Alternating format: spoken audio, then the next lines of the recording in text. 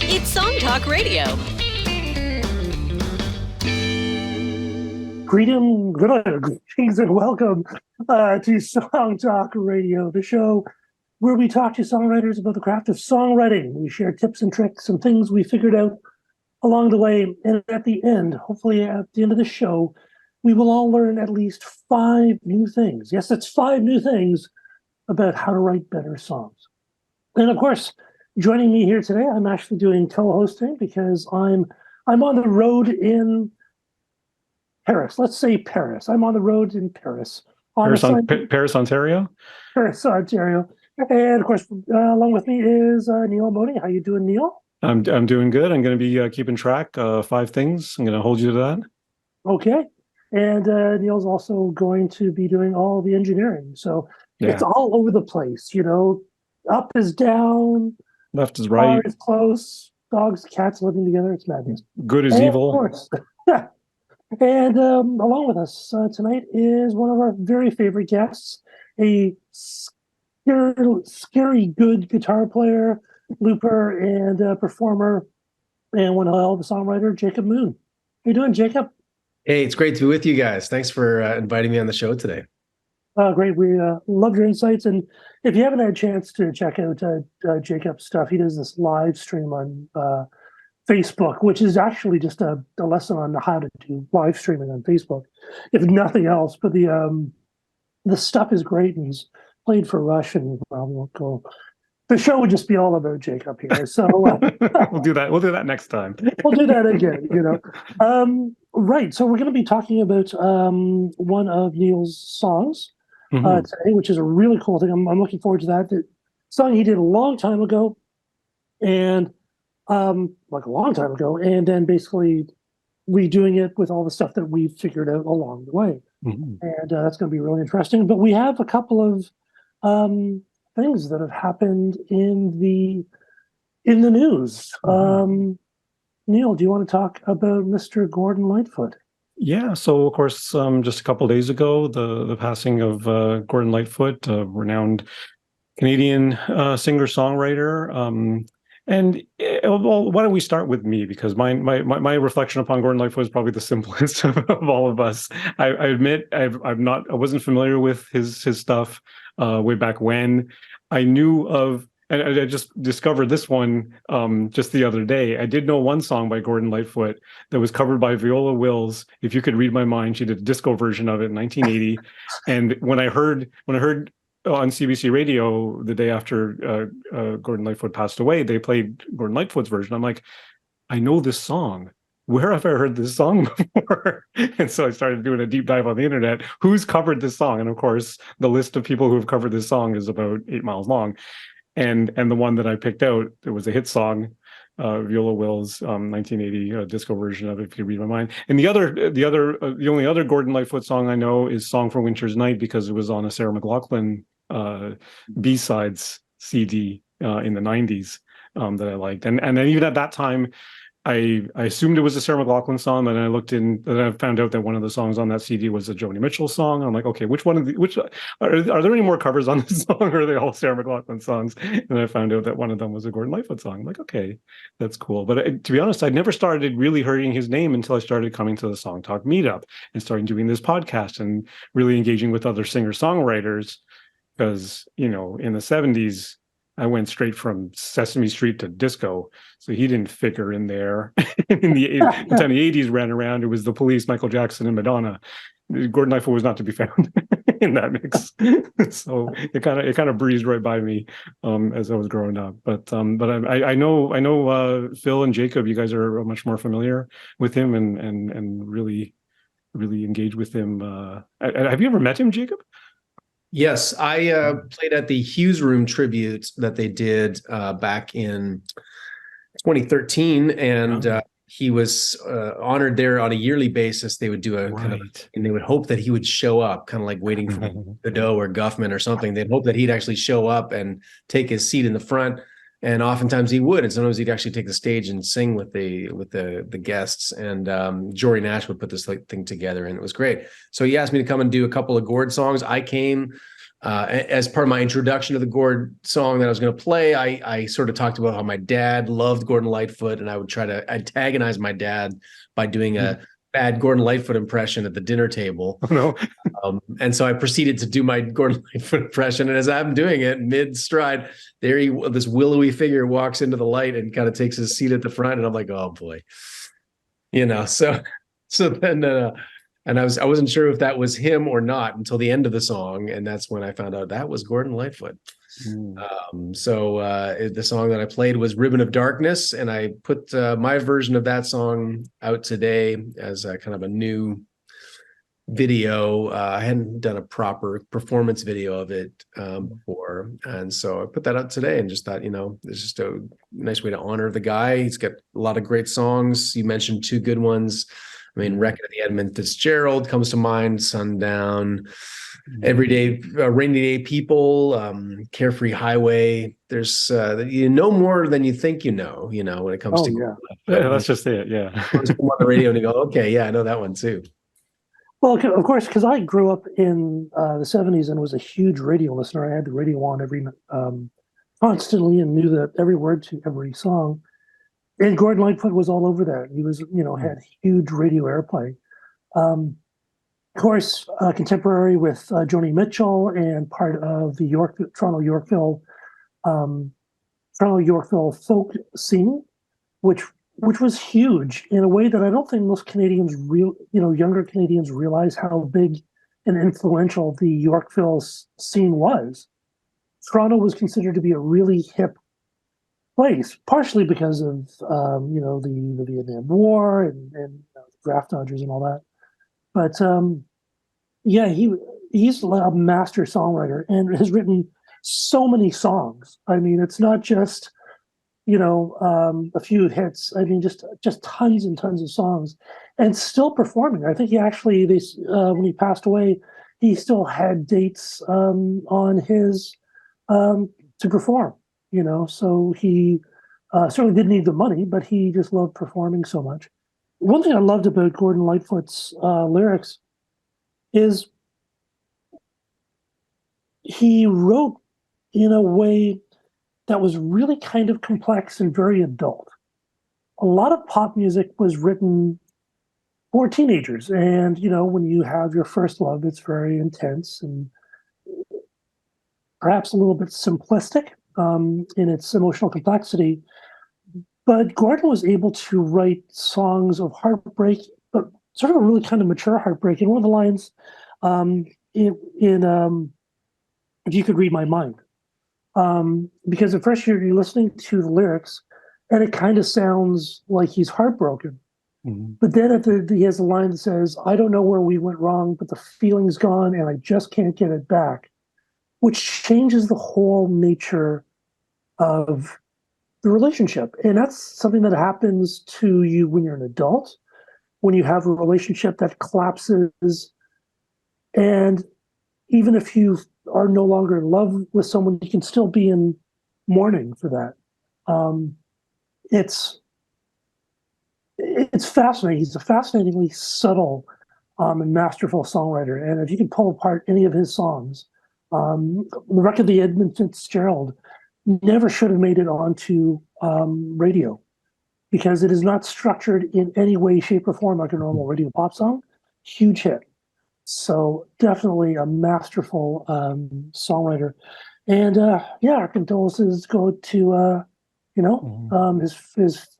his family, his friends, and all of Canada, because we're kind of losing those masters from a very special time in Canadian history, and a special time in the music industry as well. It's not going to be quite there. So, if anyone have any other thoughts on Gordon, or shall we move on? All right. Something else I wanted to mention is that the Ed Sheeran lawsuit got settled. They figured out the case was dismissed. Of course, if you're not familiar with this, this case is the family of Marvin Gaye sued over the similarities between Let's Get It On and Thinking Out Loud. And, at first they decided that he actually was infringing, which really frustrated me, because it's pretty obvious, if you know how songs are written, that it may be inspired, but all art is inspired by something else. Otherwise, you just have pitch noise. Everyone's doing, oh, this is a rhythm I heard in this kind of music. This is a melody that I heard in this kind of music. Music is built on art. All art is built on other kinds of art. And it was obviously that the initial jury really did not understand how songs were written. And so they just sort of said, oh, it sounded kind of the same. But I think goodness prevailed. Jacob, do you have any thoughts about this, especially someone who covers so many songs? Yeah.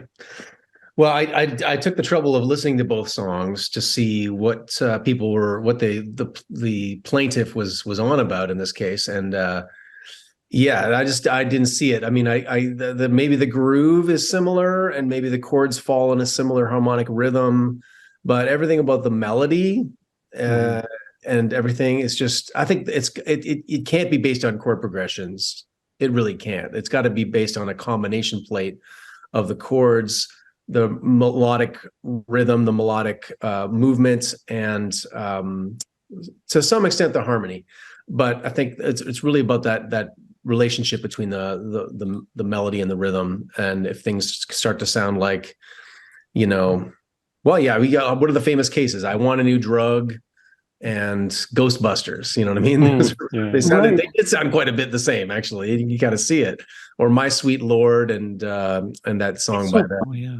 He's so fine. Exactly. Yeah. Those you can kind of see it because the things fall in a similar cadence.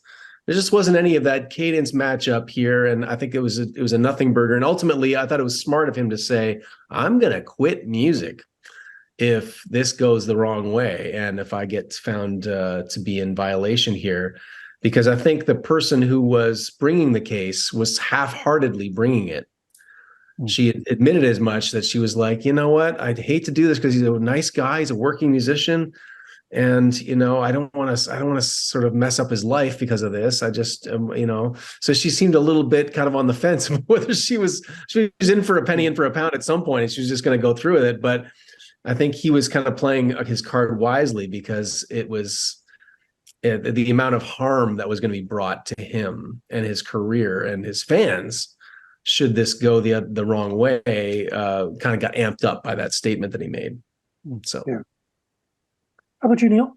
Yeah, for sure. I mean, I think I watched like a couple of YouTube videos, Rick Beato and probably the David Bennett piano player guy. They've talked about it a little bit, and yeah, I wasn't even familiar with the Ed Sheeran song all that much, but yeah, it's a chord progression, and and like those guys on the YouTube were saying, and how we all know there's only 12 notes.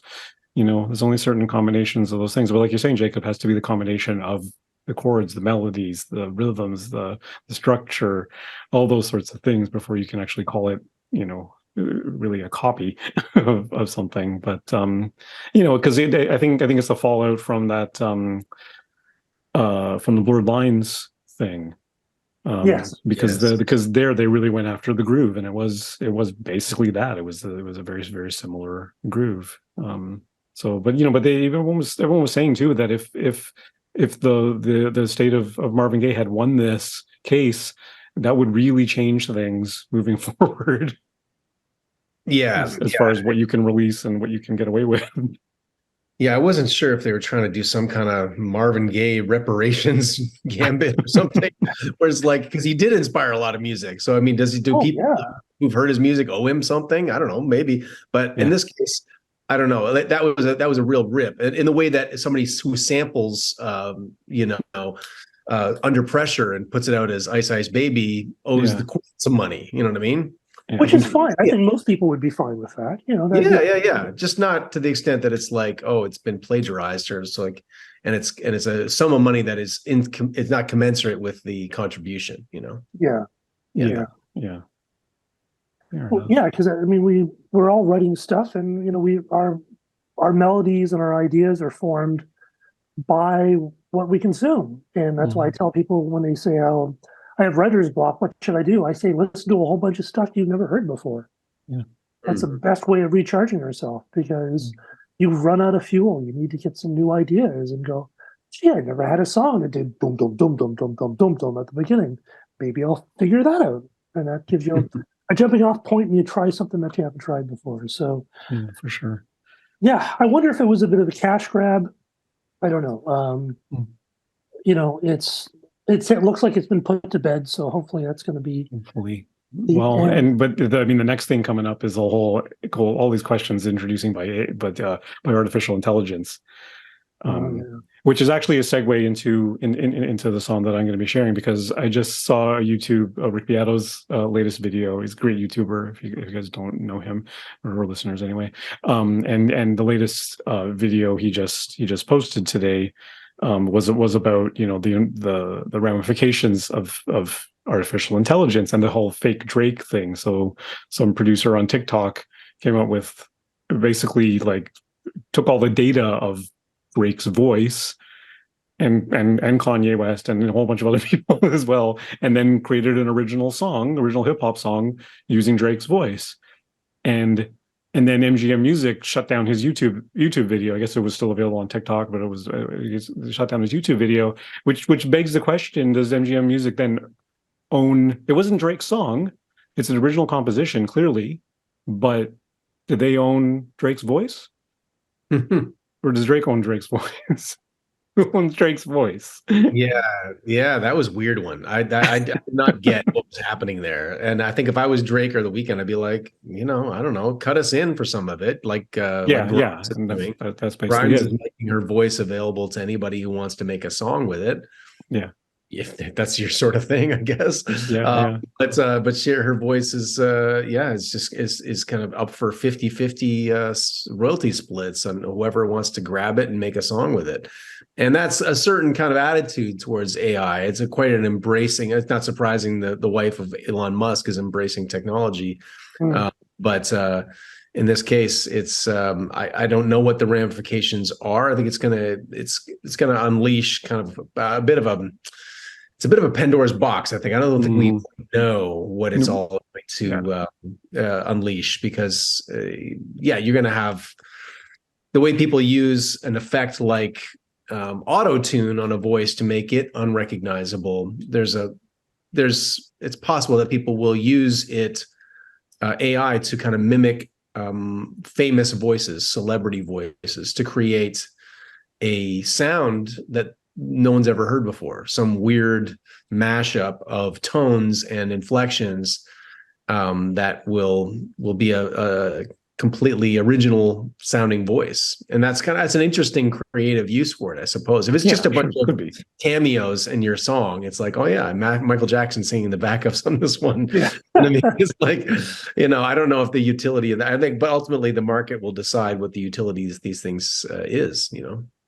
Yeah, and one of the things he was saying is that like we care. We're songwriters. We're musicians. You, Jacob, you're a working musician, so it really matters to somebody like you. General population, they listen to a fake Drake. They can't tell the difference. They don't even if they know it's a fake Drake song. He actually featured this one YouTuber, another YouTuber on his video, and the dude was like, "This sounds better than Drake." Like he knew it was a fake Drake song, but he liked it better than most Drake songs. And it's like, okay, because if you like it, you like it, and that's it, right? Yeah, that's it. I mean, what's the last time, people don't really care. I don't know. I hate to say it, but they think they would care if it's genuine or not, as long as it elicits an emotional response in the listener. Yeah. That's what we're after, right? Yeah, right. Well, so many people listen to music in a very different way than we do. And it took me a long time to be able to go to a live show and not act like a musician and like pick apart the band or what they didn't, because it finally dawned on me. I looked at my friends and they were just going, "Hey, this is great, drinking a beer." Yeah. That's what it was. They didn't sort of think, "Oh, the bass player's sloppy or the drummer is good," or any of that stuff. It was just, they took it for face value. And as a creator, I think it is important to be able to put yourself into that mindset because not everyone's going to notice that wrong little note. It'll bug us, but everyone will just go, "Oh, it sounds great," So, well, it's funny that you mentioned that. Just one quick story about that subject. I once went to see Meatloaf in concert. Oh yeah. And I was given front row tickets, but because I knew the bass player in the band. And my wife and I went. He was doing all of "Bat Out of Hell" from beginning to end. Wow. The band was great. Meatloaf was a fiasco. Like he was literally sweating bullets. Had to run off stage to grab things off a tray and pop them in his mouth. Don't know what that was. And he'd return to the stage and he'd emit a sound that, if you were maybe an untrained ear, really untrained ear, you maybe would think that it was singing, but he wasn't hitting any notes. No. Like none of the notes of his songs was he singing. So it was kind of like almost like have you ever heard like German Sprechstimme, where it's just like, it's just like aspirations. It's just kind of, it's just making noises. And that was how he approached every song. And I'm thinking this is a total disaster. I turn around and the entire crowd behind me are just mouth open, hands together, loving it. Yeah. Because they're interpolating their memory of the song on top of his performance of the song. And they're not really hearing what he's doing. It was very interesting. It's like a very interesting experiment. Holy cow. In musicology crazy. There. So yeah, that was my goodness. But people do listen. Yeah. Yeah, I'm sure that happens. Maybe not to that degree, but I'm sure it happens all the time. Yeah. Well, my biggest question is why isn't AI doing our laundry? Why is it making art? Yeah. Well, yeah, exactly. AI should be freeing us up so we can do more art. I know, because it really ought to be able to separate laundry better than I can. I mean, it's a low bar, but still. Heather didn't sort her laundry before we moved into each other. Somehow we made it work, but no, she just took everything and dumped it in. It's madness, I tell you. Madness. Okay. All right. So talking about that's totally going to be our next songwriting challenge, right? A song about sorting laundry. That's true. So Neel, you've gone through a bit of a journey with your own song. Yeah. Take it away. So I wrote a song in 2012, 2013-ish. It was a progressive rock song. I was experimenting around with odd time signatures and I came up with this little riff thing and then developed a lyric and I wanted it to be a song about a codependent relationship and sort of wrote this song. And actually I brought it to our songwriters meetup at the time and got a little bit of feedback on it and stuff like that. And at the time I was actually looking for a singer to sing on the song. And actually, if you remember, Phil, I asked you to help me out. And you actually came over to my studio one day and sort of learned it. And are you still with us, Phil? You were frozen there for a minute. Okay, I'm here. Yeah. Okay. So if you remember, way back when, this is 10 years ago now, I asked you to come over and you kind of learned it and did a take or two of the vocals. And I was like, okay, that was pretty good. That was great. And just kind of sat on it for a long time because I think I just kind of moved on to other things and kind of forgot about it. And actually it was an AI thing that made me want to revisit it this year because I've talked about this on the podcast a few times back just after the holidays. I discovered this new software called Dreamtonic Synthesizer V, which is basically a virtual singer software. And because my singing voice has never been that strong, I started thinking about what songs can I revisit that I never really kind of finished or that I never updated from years ago. And I updated like a little a ballad that I'd written a few years ago about the Me Too movement, and even then I knew I needed to change some lyrics, but I just never got the chance to re-record it myself. So I thought, well, why don't I just test out this virtual singer on it? And I tried it out a few times. I thought, let me try it out on this song. But it occurred to me too, from all the stuff that I've learned over the last 10 years, doing this podcast every week and going to the meetups and engaging with more songwriters, I listened to my original thing from 10 years ago, and I'm like, that chorus is terrible. It's a clunky melody. It's just awful. I thought to myself, well, I mean, what's to stop me from just completely demolishing the melody and the lyric in the chorus and rewriting it? And I'm like, I can keep the same theme. I'm like, what's another lyrical approach I can take to the same idea? And came up with an alternate chorus, way hookier, way more catchy, way simpler than my original sort of convoluted, meandering melody thing. And came up with that, and then went back to something that I've been kind of dealing with the last couple of years now, is really getting I like to call it more country with my lyrics, because the original draft of this song was steeped in imagery, steeped in metaphor, obscure things,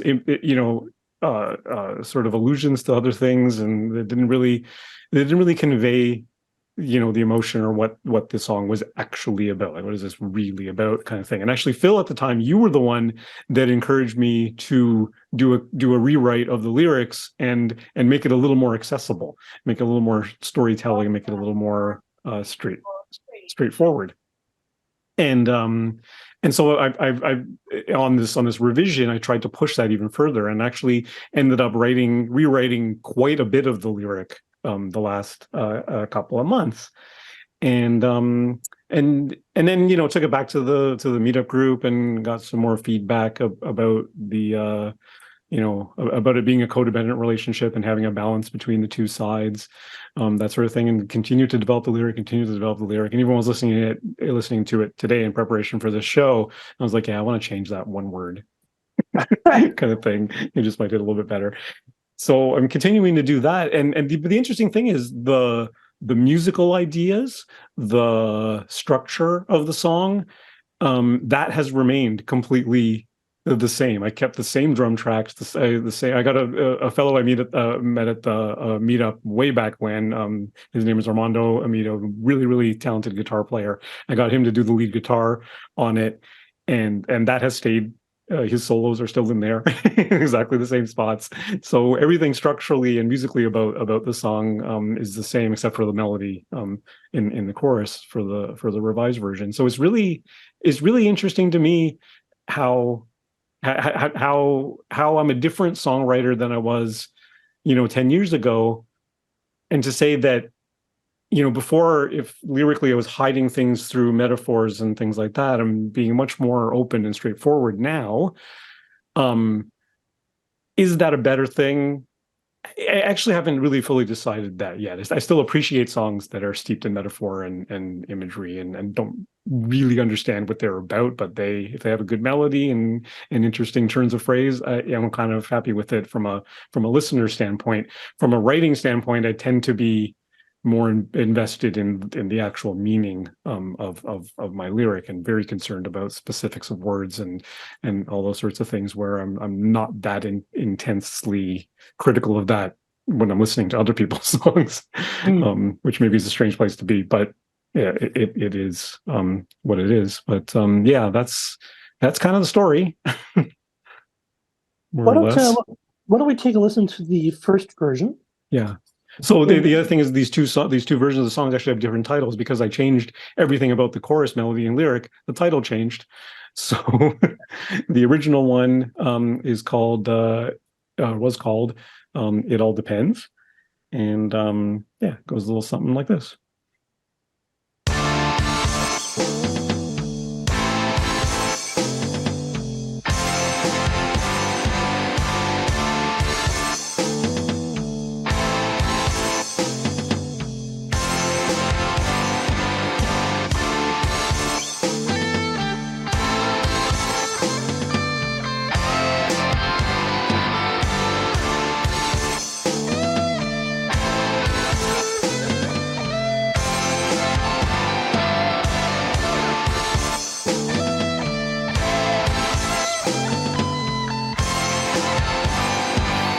Like how straight is the line, I seek the clarity of mind. Just too easy to follow an edge whose outcome is clearly defined. like the roots try to grab a fruitful life like I had. It's a loose sandy soil that only feeds my mortal coil. Without your choices, can I know what to do?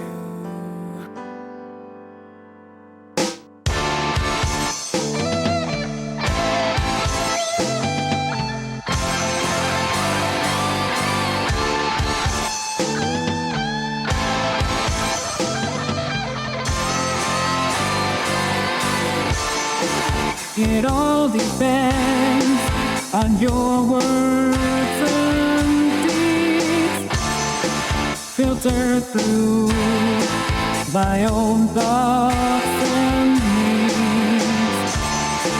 It all depends on my will to be me. I must regain my own identity.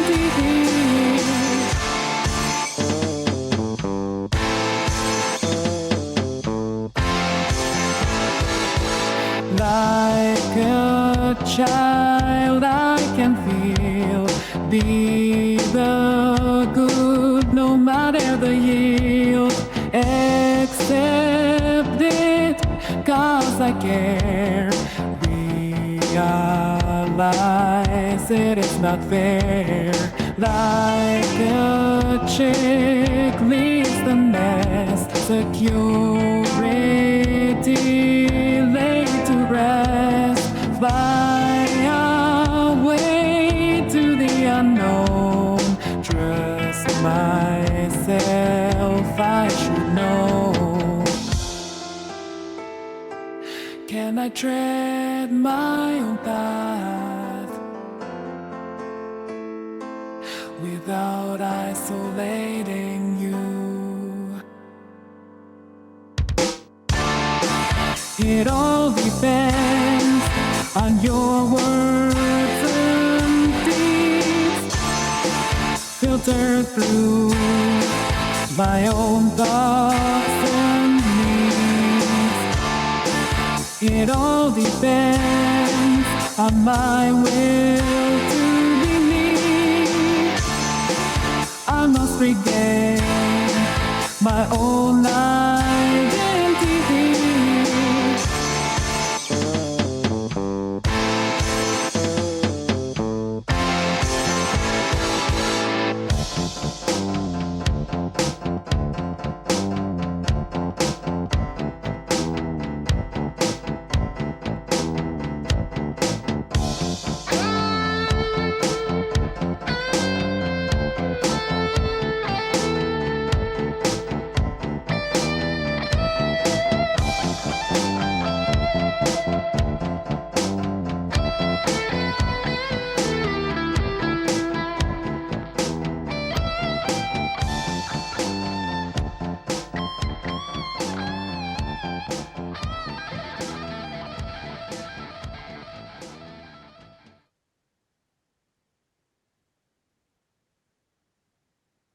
Okay. So that was Very prog. it was Ben's. Very prog, yeah. I remember listening to this, and the tools that we use often kind of dictate what comes out, because they have certain tools do things more easily than others. And most modern DAWs, work really well in 4/4 and very consistent time. And you have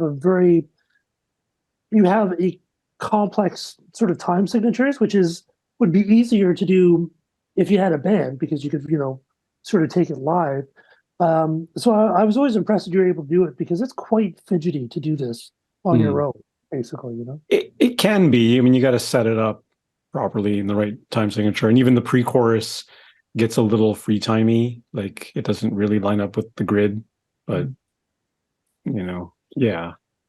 Yeah, it can be, for sure.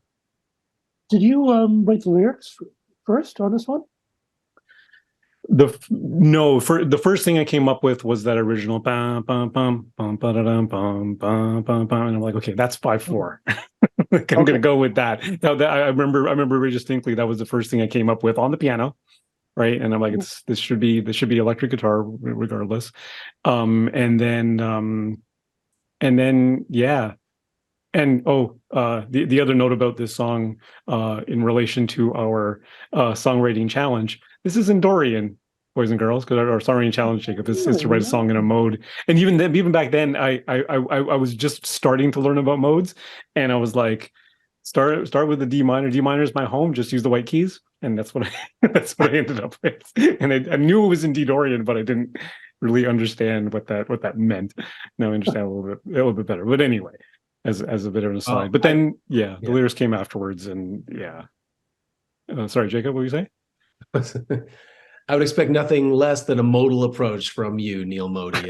It's perfect for you, and just and it was great. I enjoyed the Rush allusions, whether intentional or not. I felt Rush's presence in in just the verse construction, and and that's one of those songs that's kind of like depending on how you feel it, that's how you're soloing over it, right? And so it was an unusual juxtaposition, I thought, between the lead guitar voice and the rhythm section. And it felt like they were, in a pleasant way, sort of almost playing two different songs. And if you were kind of like that, they've been overlaid over top of each other, like it's some kind of an interesting arrangement, mixed media kind of experiment or something. You know what I mean? Like the two things had shared in common the same key and mode and everything else, and general rhythmic structure, but the emphases of the rhythm section and the emphases that were felt in the lead guitar voice, I thought I've often sort of messed around with my own lead guitar tracks. If I'm feeling like they're getting too predictable, I will offset them by a few 16th notes and see if that generates a different rhythm. Do you know what I mean? That kind of takes me to a more appealing and surprising place. So that's just how it hit me when I first heard it. Yeah. Do you feel that disconnection exists with the vocal melody as well? No, or is it more so with the guitar? The vocals sat exactly where they needed to sit. Yeah. And it was those things where it's like and I liked the chorus on this one. And I thought that was probably, for me, that's where it kind of started to gel. That's where I started. Sometimes, those things we're playing with tension. We're playing with how things kind of rub against each other. And it's like musical suspense, right? Mm-hmm. And usually the chorus is a place where things pay off a little bit more than maybe a verse, which might test the listener's ability to kind of track what's going on, melodically, rhythmically, which I think that intro was strong, and then the verse, that's one of those things where the verse kind of like makes you pay attention not just to the changing rhythmic structure, but also to the story that's being unfolded as well. The somewhat oblique references to probably real events kind of thing, and like you say, being metaphorical is a way, in some ways, kind of keeping us in suspense, because we don't know what's being meant just yet. We're kind of still trying to put the puzzle together. Do you know what I mean? Mm-hmm. So that's where that song kind of left me, was I need a few more listens to put the puzzle together. You know what I mean? It just felt like it was, and I've already heard the song, but there's still lots there. And I like that. I like when a song is kind of reveals itself over time, Mm-hmm. Cool. Thank you. Yeah, those good, interesting thoughts. Yeah, with the guitar, again, it's one of those things that I think I've been struggling with for forever, is when I write something like this that's fairly unconventional, getting other people to collaborate with me on it becomes a bit of a challenge. I remember when I asked you to sing vocals on this, Phil, you really struggled with it. Like the 5/4 time really took you for a throw, and you had to like do it over and over again before you could get the timing right. And same thing with this guitarist. He was like, I'm just going to play what it kind of feels right. But he was like, you're right, Jacob. He was probably playing more like a 4/4 type of solo, like he's used to doing forever, right? Well, and that's right. And the rhythm section was asking something else. Yeah, of him. yeah, And the fact that he didn't give it to them meant that there was tension between the two parts. Yeah. That's what I heard. Yeah. Yeah. But And it's interesting. Yeah, yeah, for sure. And I didn't edit his solos to try and like get to make that synergy work together, because that would have just I think that just would have been weird. But I did, nudge a little bit of his timings and stuff like that. But other than that, the solos are pretty much like he played them. But that's an interesting observation, because I guess like one of those things, like I've been hearing this for years. So to me, it's like that's the way the solo goes. I didn't clue into me that there was a odd tension there. But you're absolutely right. Yeah.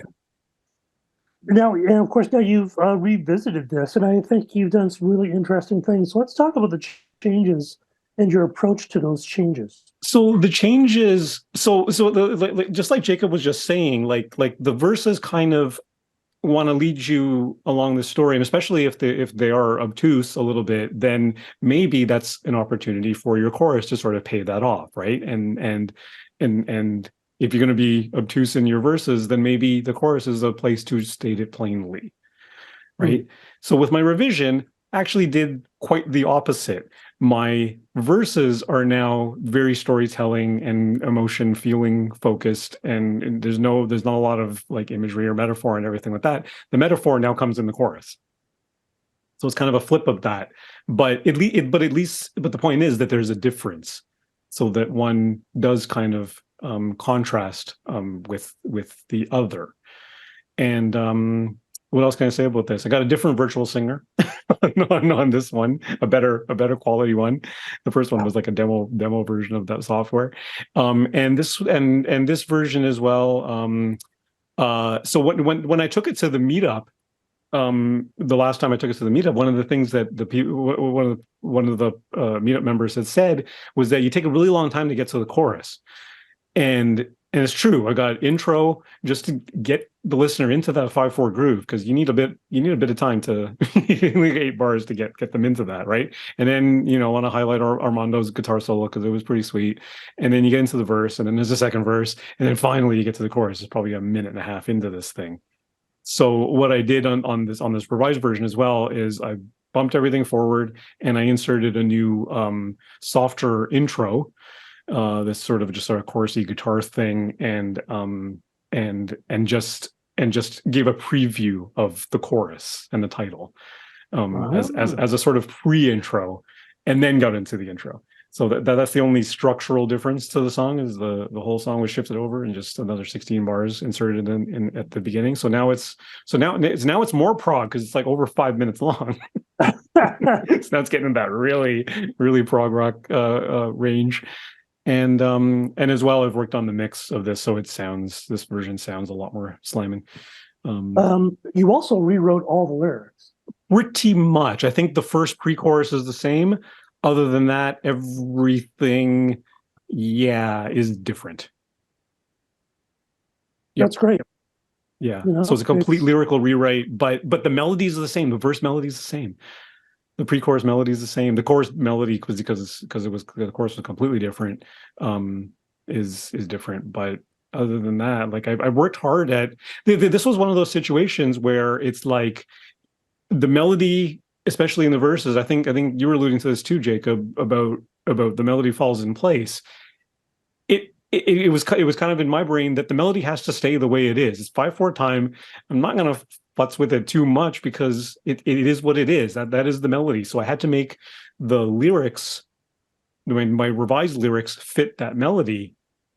Lately in my songs, I go the other way. I write the lyric first, and then I develop the melody off the lyrics, because I found that if I had tried this 10 years ago and had a melody first and then tried to insert the lyrics, and I would have ended up where the cadence, the emphasis is on a wrong syllable, or the cadence falls wrong, or I insert a word that doesn't really need to be there just because I need the syllable or something like that. But I feel like in my second version now, because I'm a better lyric writer than I was 10 years ago, a lot of the phrasing and things is a little more straightforward and a little more conversational, and actually falls naturally the way you would say things for the most part, hopefully. And so I think there's definitely a quality difference there, but it was an interesting exercise going the other way and having the melody solidified before I started revising lyrics. All right, let's take a listen. Okay, so this version is called Heads and Tails, and sounds like this.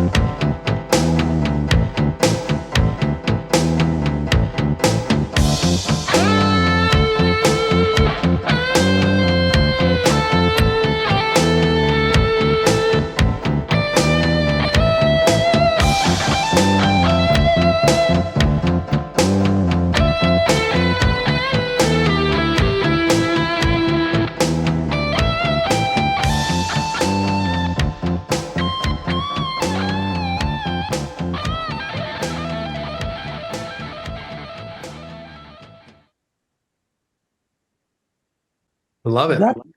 Yeah. That chorus is about a jillion times better. Great to hear that, Phil. I want to know why. Why do you feel that way? It is because it is catchy. The first chorus never really felt like a chorus. It didn't have a lift. It didn't change.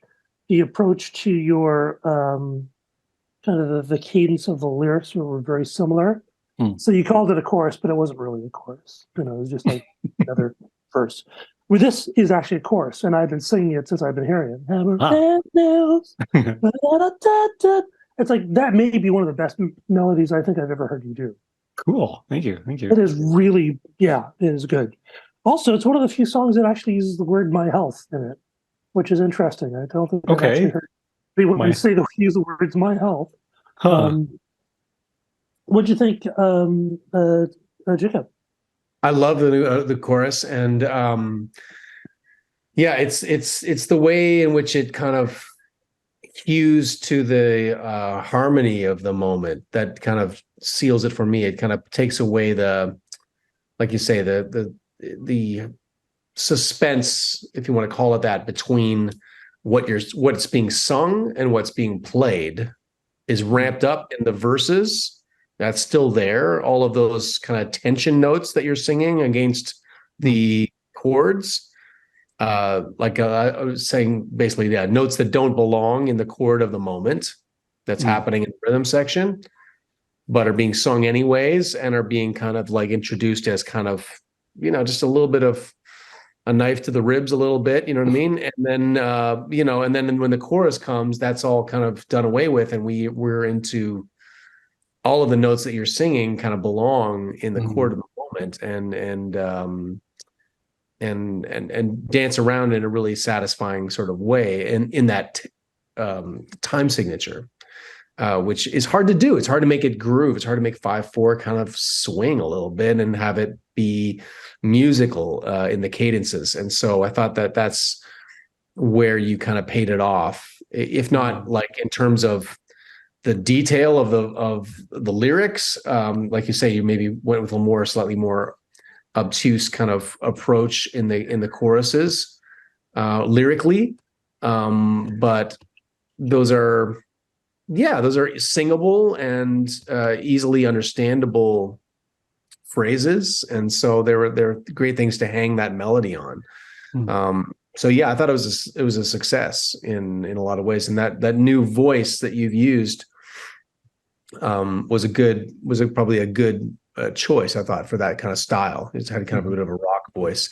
I don't know if you could detect it, but you can kind of hear where it's kind of struggling to map out the melodic choices that have been kind of that's been programmed into the software. And so it sort of, like all software, at some point it doesn't compute and then it kind of does a thing, it wigs out a little bit. So I can kind of hear that a little bit there, which, by the way, you wouldn't get if you paid a session singer to come in and sing it for you. So very true. Absolutely. AI. I was reflecting on it the whole time. I was like, all the gigs that I've gotten singing for people in, far-flung places around the world who on their demos, is that entire industry just gone now? If we I really hope not. We've got AI singers, because I didn't know.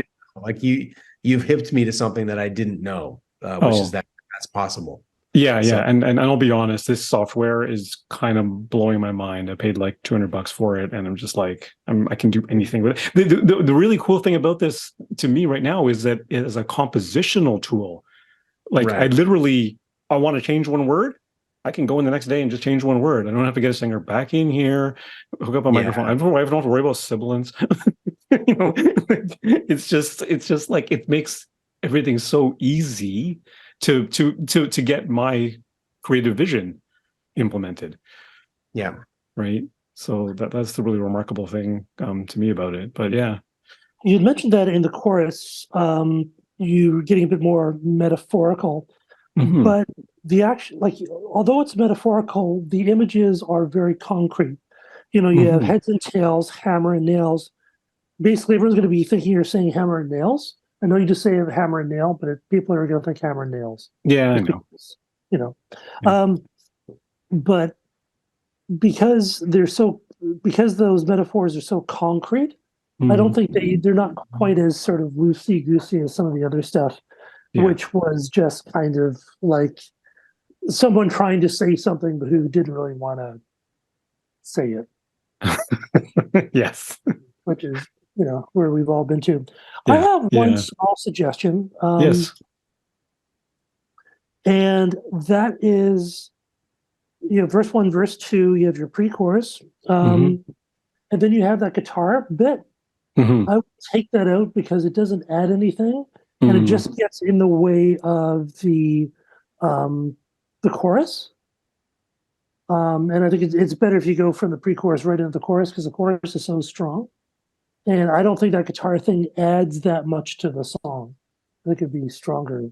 I think you may be right. I think I was just trying to give my guitar player all his dues. Yeah. Well, it's a great track. I mean, this might be something that's, using these tools can be a great way of sort of exploring and seeing what you want to do with a song. And then maybe at this point you might want to get a band together and actually play it and see if you can do like a real sort of, real session for it, or get a session singer in to do it. Because I think a really good session singer could come in here and, because you have your cadences are still very blocky, kind of, sort of like their verse. Whereas a singer might say, just like you always have, you map out our only path. Like they might do those little sort of hesitations and, before the beats, after beats, they kind of give it a bit more style. There's actually Geddy Lee does that a lot. Like, I don't think people really listen to Geddy Lee that way, but he actually does a lot of little subtle sort of bits, like they started off as a Led Zeppelin, Black Sabbath stuff. That's actually the Rush Island song. But that's their roots. So he still has that. And listen to their early stuff. That is really straight ahead rock and roll. It's amazing. Very much so. Stuff. But yeah, a really great great tune. And that chorus is just friggin' fantastic. Awesome.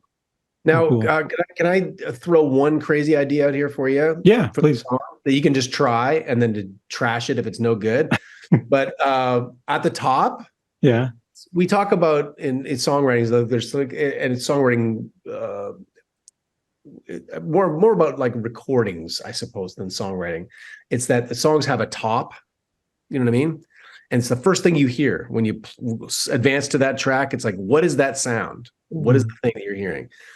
And I think about songs like The Reflex, by Frankie Goes to Hollywood. It's like reflex, flex, whatever, right? And then you're in, right? Yeah. So he kind of gave you the title off the top, whatever. Oh, there's another song. It was like another 80s song. It was like, we run, and then he just like that. And then he went into the song, whatever it was. I don't know if it was OMD or whoever did that song. I forget. But there's your song has that, right? You could just make it briefer, right? That top. I when you said what you were doing with it, I guess I had in my mind that that's what it was going to be. And I thought, that'd be great if it was just like a little guitar kind of fading in and then the voice kind of exclaiming that hook.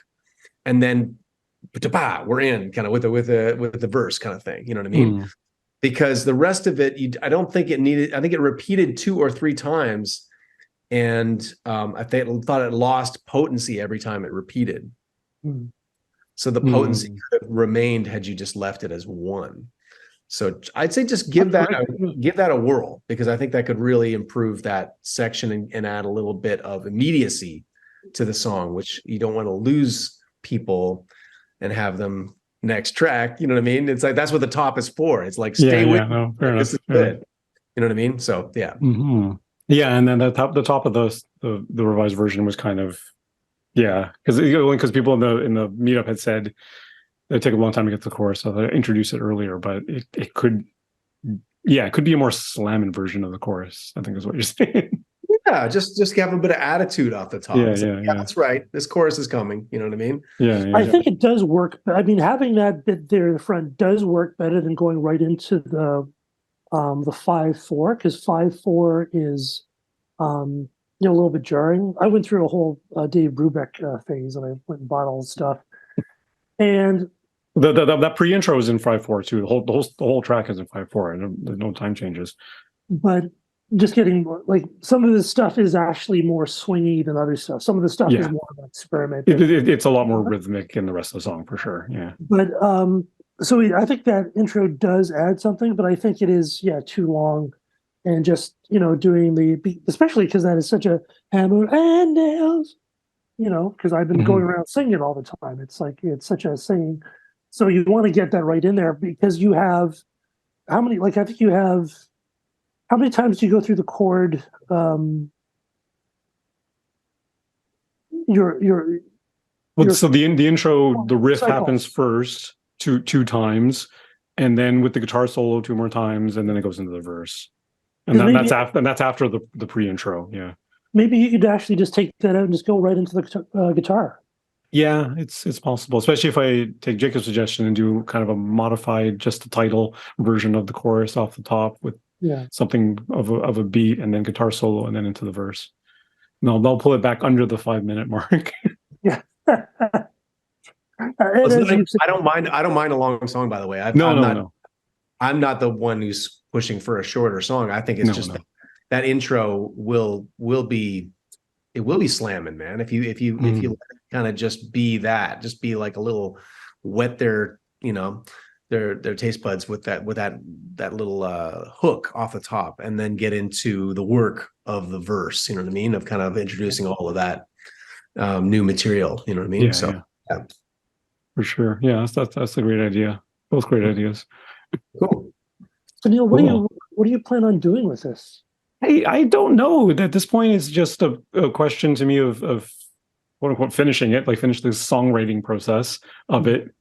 And then I don't know. I mean, this is not maybe the kind of song I would take to my band.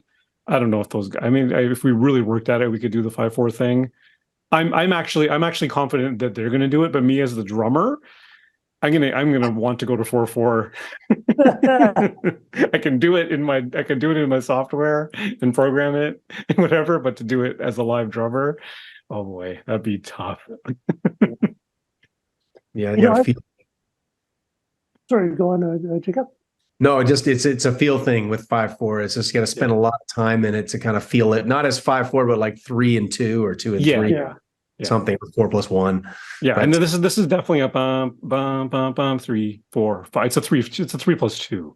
Yeah, right. Riff thing, but yeah, it's I think it's a pretty strong song. I think it's easy for us to get a song to a point and then just kind of go on to one of the other gajillion songs we're working on, and because it's always more fun to work on something new. But I think this is worthwhile focusing on and actually polishing it up and tweaking and tightening it up, because I think it's a really a strong tune. I think it's and maybe even worth getting a session person, maybe someone who's just starting out who doesn't want huge amounts of money, to do it, just to lay down, because I think it would really elevate it up. It's certainly that voice thing is a great tool, but like a real singer is, it's not replaced quite yet. No, not quite yet. It's very the artificial singer is very straight. Like, he can only make it do so much. Yeah, I'm waiting for the Robert Plant AI like that. Like, you're not gonna. I couldn't see anyone pulling that off. With the Tom Waits AI, I don't know. With the Tom Waits AI, no. Computer would have to start smoking and drinking whiskey, I guess. Whiskey nonstop. there'll be a slider on the interface. More whiskey, less whiskey, more tobacco. How many packs per day? How many? I would do that to get his voice, but unfortunately, I don't like smoking. No. And I'm not that fond of whiskey, so it's real dichotomy. You're never going to get there then, yeah.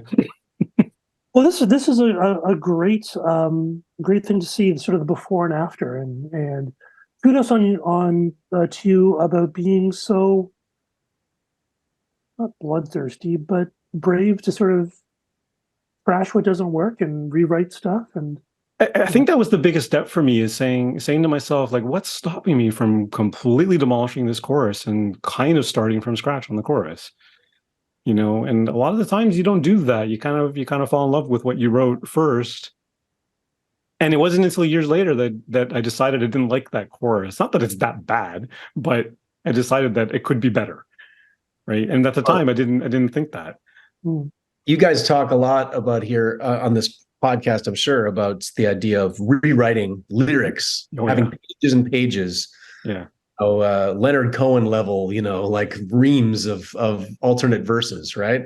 And what's to stop us from applying that same rigor to the studio and saying, if we have the time, and it's not about paying the session musicians to come in again, how experimental can you get with your own song to the point where you're really tweaking it until it's, because you're right. We do get attached to initial things, whatever we've been imprinted with as the first thing that we've heard a million times when we've mixed it down. That's the thing that we think is the song, and it's in violets. You can't mess with it. You can't mess. Yeah, exactly. But you can. You really can, and you should. And there should be alternate mixes of everything. You know what I mean? I think like it's always fun when U2 puts out some, weird remix of one of their hit songs, kind of thing. And you're like, oh, that's interesting. I like it stripped down, or I liked it, when they added the dance beat or whatever it is. It's like, there's lots of ways to skin a cat. So you can really have fun with it. Yeah. So I really like working in Google Docs as well, because it gives you the revisions. Because I've got like the lyrics on this thing for the last couple of months I've been working on this. Holy cow. There's striking out, and it's just, and it would amount to pages of rewrites if I was doing it on paper, for sure. Yeah. But it's it is interesting to see how far you can push it and just keep on tweaking. And it's worthwhile as a songwriter to look at those lines. Elvis Costello has talked about this a few times, about how he'll bash away at a line for months at a time because it's not sitting right, and it hasn't quite gotten to where it needs to be. And I think that's certainly okay. Conversely, you can also just work on stuff and never get anything finished. So there is that. There is that, and yeah, it's never finished. It's just abandoned in an interesting place. That's all. Yeah, it is. That's true. Yeah, there's no such thing as perfect, right? It is what it is. It's always this moment, this time. 10 years from now, I may revisit this again and feel differently about it. I don't know. Yes. 100%. Yes. It's a Polaroid, man. You just like snap. That's the song. Yeah. It's not cast in amber as the only way that the song can go. You're going to do it different live. You're going to do it maybe different if you recorded it again. And, if you change the key and got a girl singer to do it, you know what I mean? It's like suddenly now it's a different song in a lot of ways. For sure. Yeah. Girl singer. That's interesting. And I have a girl singer in the AI, but it's I don't know, this to me was always a guy song. It was my personal story, so it had to be a guy song. I don't know. It works. Yeah. But that is great. I did that with another one of my songs. I put it was still my story, but I put a girl singer on it. I was like, why not? Well, sometimes just to see. It gains stuff. Yeah. Well, that's great. So I think we should probably wrap it up here. Jacob, what's coming up next for you? So much. I'm going to Alberta to do a few live looping clinics. Amazing. Concerts. And I'm going to be going and doing a few tribute shows in the next little while. I'm doing the music of Joni Mitchell and Carole King. I'm producing a show with some local artists, covering those two artists at the Westdale Theatre on June 9th. And then on June 11th, I'll be covering James Taylor and Jackson Brown. We just had a sold-out show of that last week. Jackson Brown is amazing. Oh yeah, and we're gonna repeat that with my friend Jory Nash is going to join me for that. Amazing. So that'll be a very special show. It's all on my website if people are interested in checking it out. Yeah, hey, what website would that? Your website is jacobmoon.com. Moon.com. Jacobmoon.com. Super easy. All right. Well, that's all the time Cool. we have here on Song Talk Radio. We'd like to thank our very special guest, Jacob Moon, for joining us. Jacob, I hope come back. You're just the most awesomest guest. No, that's so nice of you. Thanks, man. It's always a pleasure. So thanks so much for coming, Jacob. Really cool insights that you shared today. It's really cool. Thank you. Great talk, man. Yeah. And thank you, Neel, for sharing your song and your process in a really kind of no holds barred way, so to speak. Yeah. So if you're out there, don't forget, we want to hear from you. So send us an email at feedback@songtalk.ca. And if you ever happen to be in Toronto, every now and then we have a live meetup of the Songwriters Meetup.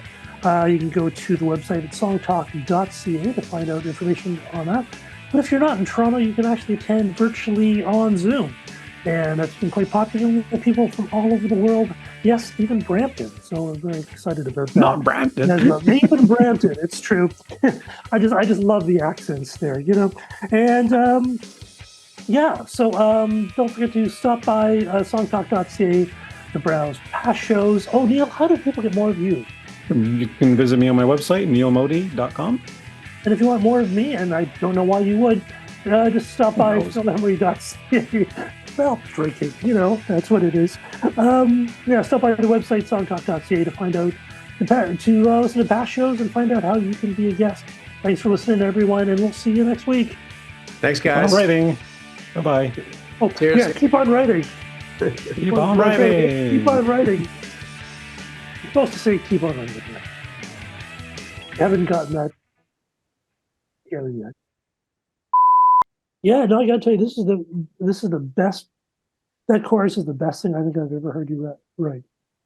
Yeah. Really? Yeah, like That's this amazing. is Awesome. Like this could be like in a real song. Like this would be, that could be on an album. That could be on, like, you know. So you could take that, blow apart the rest of it, and just write a whole new song around that chorus. In 4/4. In 4/4. Well, actually 4/4 and then 5/4 in the chorus might be kind of cool. Oh, yeah. That'll really throw people for a twist. That's true. Because at least in this version, they're in the, okay, it's a little odd, but I'm into the groove. That's not changing. Yeah. It's not changing. True. Yeah. That would really throw people for a spin. Yeah. Really we're going to be doing that in June, I think, the songs with odd time signatures. Oh, show. Cool. Yeah. We got that in the calendar. Yeah, it's good because it's I've actually been walking around singing that chorus. Cool. So I mean, awesome. Like, that's not just, you know, saying something to someone you care about. It's like it's yeah. No, I believe you. I think I think it is. I don't know. I kind of came up with it. Just like one morning. I was like, what can I do with this song? How can I make the chorus better? I'm like, what's another metaphor for this idea? Yeah. Heads and tails. Okay. That's it. Right? It's a brilliant metaphor. It is so good. It is really, really good. You should, definitely. I mean, even if you don't want to rewrite the whole thing, you know, tweak it and, you know, get a real singer in or something, because it's Maybe I'll reach out on socials and see if anyone's interested in lay down a real track. It's you'd have to. It's like, it is a challenging melody. You know, so it's kind of almost operatic in the way. The fact is, it's the way the melodies are. But but that's the other reason this AI singer is really helpful, because I can literally feed somebody this. I mean, this is what it sounds like sung. Go. Yes, that would really and help, they just like mimic that with their own style, with their own thing. Yeah, and that's it, right? And if there's any doubt, then they just go back to the reference track, and that's what it is. It's better than me playing it on a synthesizer or something, right? Well, and because it's hard, because it's, you know, what's in your head. Yeah. And someone's listening to it and they're already sort of interpreting it. So they're not hearing what's in your head. So it's always going to be a strain where this is what's in my head. And they can kind of go, okay, here, how about this? And then you can go. Yeah. And Synthesizer V does have they released another rock singer. This guy's like the pop rock singer. The other guy, the other singer they released, I haven't bought it yet. I don't know if I will. He literally sounds like Ozzy Osbourne. Oh wow! Like, really sounds very close to Ozzy Osbourne. and it is a little more gritty, a little more rock. Oh, cool. right? Yeah, it's pretty amazing what they have. It was really interesting on that Rick Beato video. There was a Kurt Cobain uh Mashup. Oh, yeah. Kurt Cobain AI singer. And Rick Beato was listening to that, and he was like, "Yeah, that line sounded like Kurt. That line, no, not that line didn't." And he goes, "Kurt Cobain would never have that kind of vibrato because the singer just had like this perfect vibrato, right?" Oh, yeah, and right. that's what I find with this AI thing. Like, unless you really fine tune it in there, by default the vibrato is like perfect, Yeah. right? And nobody sings like that unless you're an opera singer. But probably like in the next version, I can see them defaulting into more human things because Yeah, like there's no random slider for the vibrato at this point. You can down tune it or up tune it, but it's always, and you can change the frequency of the wiggle, right? But I suppose you could automate that too and make the wiggle faster or slower or whatever, slow down the vibrato at the end of the tail. Yeah. Like you can, I don't know, but holy cow. Like you can go into it, but at which point you're going, am I just avoiding getting a human in? Yeah. But that's what I mean. I mean, this is like, you're right. This is a challenging song for somebody to sing. Like, and I recognize that. I've fiddled with the melodies on my keyboard, but made sure that it was singable. There's not a lot of space for breath in the verses, actually. Yeah, and that can be tough because you have long words and and there's not a lot of space between the lines and all that sort of stuff. So there is that, but but if someone was up to the challenge, then for sure it's something. Yeah, why not? Doing, that'd be good. Cool. Yeah, I'm glad you really like it. Yeah, no, I really do. Yeah. I love having Jacob on the show too. He's brilliant. He's just he goes into those details that we tend to overlook. Yes, and it's not long-winded, and it's he's great. I'd love to have him. I think it's great to show songs with the warts, because everyone brings these perfectly finished tunes, and that's not the way songwriting is. Songwriting is like you have rap for a whole bunch, and then you work on it, and you get something good, but it's not amazing right out of the box, No, of course not. Of course not. And that's what we're all about. That's true. That's what we can be about anyway. At least that's what the meetup is about, for sure. That's true. Cool, man. All right, great. Have a great night. Yeah, you too. And we'll have a great weekend. We'll talk on Tuesday. Okay. Take care, man. All right, have a good one. Cheers.